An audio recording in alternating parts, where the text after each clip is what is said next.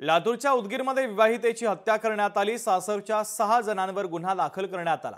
सासरच्यांकडून हुंड्यासाठी विवाहितेचा छळ केला जात होता। मृत विवाहितेच्या नातेवाईकांनी काही गंभीर आरोप केले। लातूरच्या उदगीर शहरातील गोपाळनगर भागामध्ये एका 22 वर्ष विवाहितेच्या मृत्यू प्रकरणी आता उदगीर ग्रामीण पोलिसांमध्ये गुन्हा दाखल करण्यात आलेला आहे। 6 जणांच्या विरोधात हत्येचा गुन्हा दाखल झालेला आहे। तिला आम्हाला फर्स्ट टाइम तिला मध्ये दाखवायला नेले। आम्ही आमच्या डोळ्याने बघितलं तर तिची नस कापलेली होती तिच्या डाव्या हाताची आणि हा करकंडा पडला होता। मग मला डाऊट आहे की तिनं आत्महत्या तर करू शकत नाही आणि तिच्या घरच्यांचा तिला एवढा त्रास होता, तिच्या नंदचा, तिच्या नवऱ्याचा, तिच्या सासू सासऱ्यांचा, सगळ्यांचा त्रास होता। तिचा नवरा असा होता, तो नराधम असा होता, त्याला घरची व्यक्ती कळत नव्हते की त्यानं घरच्या व्यक्तीवर पण तिच्यावर संशय घेत होता, असा तो नराधम होता। मग तुम्ही मला एक सांगा ना, मी तिची बहीण म्हणून मला न्याय पाहिजे आज। तर लातूरच्या उदगीरमध्ये विवाहितेची हत्या करण्यात आलेली आहे। त्यानंतर आता पोलिसांनी तपास सुरू केला आहे। सचिन अंकुलगे आपले प्रतिनिधी संबंधित घटनेच्या संदर्भातले आताचे ताजे अपडेट आपल्यापर्यंत पोहोचवतात। सचिन,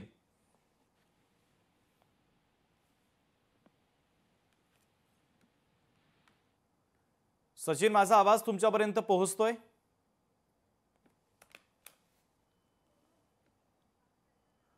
तर काही तांत्रिक अडचणीमुळे आपले प्रतिनिधी यांच्याशी आपला संपर्क तुटलेला आहे। पुन्हा आपण एकदा संपर्क करूया।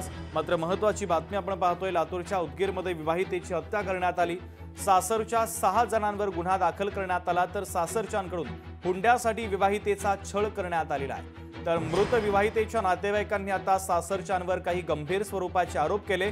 पोलिसांनी संबंधित घटनेचा तपास सुरू केला आहे। 6 जणांच्या विरोधात पोलिसांनी गुन्हा दाखल केलेला आहे।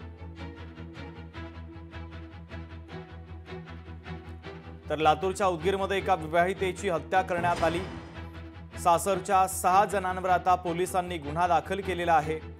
तर हुंड्यासाठी विवाहितेचा छळ करण्यात आला असा आरोप देखील आता विवाहितेच्या नातेवाईकांनी केलेला आहे। तर या प्रकरणी आता पोलिसांनी गुन्हा दाखल केलेला आहे। 6 जणांच्या विरोधात पोलिसांनी गुन्हा दाखल केला आहे। लातूरच्या उदगीरमध्ये विवाहितेची हत्या करण्यात आलेली आहे।